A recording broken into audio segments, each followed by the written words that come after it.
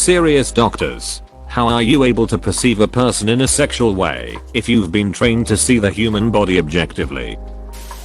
I'm a nurse. Sometimes you don't. As in, you come home from work after taking care of geriatric body parts and you do not feel like sexy time. Your partner's body parts are just fleshy anatomy all of a sudden and it's impossible to suddenly switch your brain into gear. But memory is a funny thing. That passes pretty quickly. 24 hours after that, you've completely forgotten about work and now your brain is looking at your partner through a very different lens. It's like a switch. You might be looking at genitals, but there's nothing sexual about it. I guess it's a combination of the amount of genitals and what people need help with. Usually something got stuck. More than often STDs and oozing. There really isn't anything sexual about that. But it still doesn't affect my personal relationships. I could be staring at my boyfriend's penis and it still wouldn't be sexual until we are about to smoosh booties.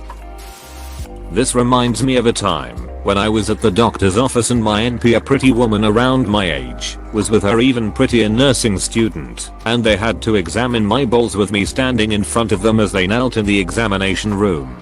I don't think I'll ever forget the awkwardness of that moment. So the opposite of this happened to one of my patients when I was in medical school.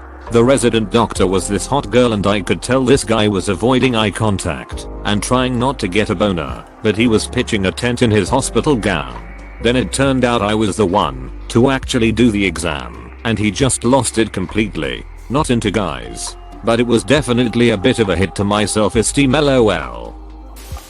I look at my patients very differently from how I look at a partner. When I look at my patients I see a bunch of body parts that need mending, broken bones, gunshot wounds, butts that need wiping, whatever. Not to say that I don't look at them as a human being. I do. But they have immediate physical needs that are usually kind of gross, and I separating myself kind of gives them some dignity and me some room to distance myself from the reality of someone's foot falling off or whatever. When I see my boyfriend after a long shift, I see a whole ass person with a dick I could fall face first onto and a cute face that could return the favor, and it's a whole different way of looking at a person. Sexuality has a lot to do with lighting, presentation, and context. In a medical setting you intentionally are draping people so that you only are seeing sensitive areas of the body when you actively need to examine them, and then covering them back up. You are likely in terrible fluorescent lighting, and most importantly, the person is probably sick or at least uncomfortable. Nobody is objective all the time. People aren't robots, and we see people in our personal lives as something very different than a patient.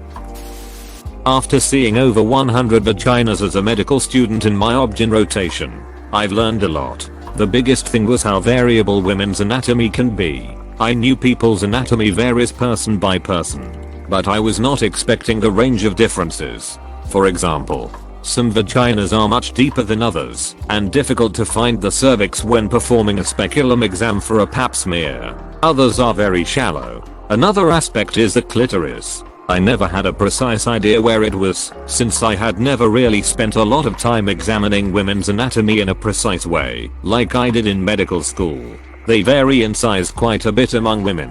One of my patients actually used to be a bodybuilder and admittedly used steroids in her past, and her clitoris was huge, medically termed clitoromegaly. I can also now find it pretty quickly whenever I'm with a romantic partner, since pelvic exams give you a pretty good sense of the anatomy. Above all, I'm very thankful to all of the patients who were nice enough to let a male medical student examine them in order to learn more about women's health. I think it's made me appreciate how amazing the female body is, and appreciate the differences among individual women I've been with. A nurse here. Maybe it's the way I view sexual attraction, but I have no problems compartmentalizing it. I wasn't sexually active until after I became a nurse, so by the time it came to perceiving my BF in a sexual way I'd already seen the male body at all angles. Young to old, so I didn't feel any awkwardness. But because of the context I was easily able to switch my brain to sexual. There is a distinct difference in the way I'm at work and at home. At work I'm very much in nurse mode. At home I'm very much not in nurse mode. It's all about context. Everybody looks the same after incision. Once toweled and prepped. The only reason I care if you're hot is because thin and healthy people are easier to work in and heal better. I'm not there to ogle. I'm there to work. That being said, one of the hottest experiences I've had in my life was helping the attractive ortho resident reduce an ankle fracture, so I don't know. Emergency room doctor. 99% of my patients are either very gross, dirty, old, super obese, unkempt, etc. There is about 1% that out of the context of the emergency room I'd probably find attractive. But part of being a physician or nurse is learning to act the part. That is, act professionally no matter what. As far as being grossed out at work and it affecting my love life, honestly it hasn't ever happened to me.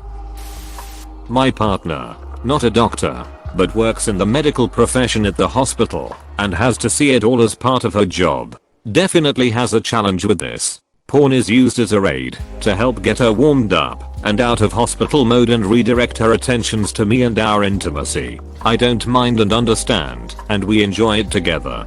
Plus her tastes are surprising, and that turns me on. I always say to her, if your colleagues knew what you were like in the bedroom and your tastes in porn, they might have a different opinion of you. She's very shy and soft spoken and kind of nerdy, and I dig that I get to have that all to myself. Context is everything. When I'm working, I'm looking for problems or trying to successfully perform a procedure. We drape the body to preserve as much modesty as possible. So a breast is an isolated breast. A pelvis and vulva are isolated pelvis and vulva.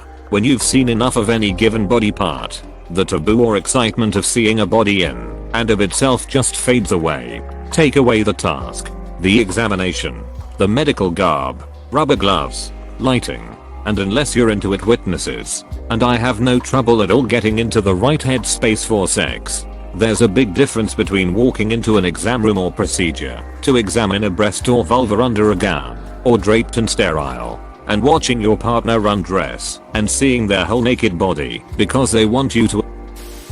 Similar to what other Redditors have said, the person you perceive in a sexual way will be someone you care about romantically. Your patient, on the other hand, is just a patient, therefore someone you can observe and note objective findings. I'm a doctor, and I was also an art major and art teacher before I went into medicine. So all the more, I was used to seeing human bodies from nude figure drawing from a more objective standpoint. It doesn't stop me from finding my significant other attractive.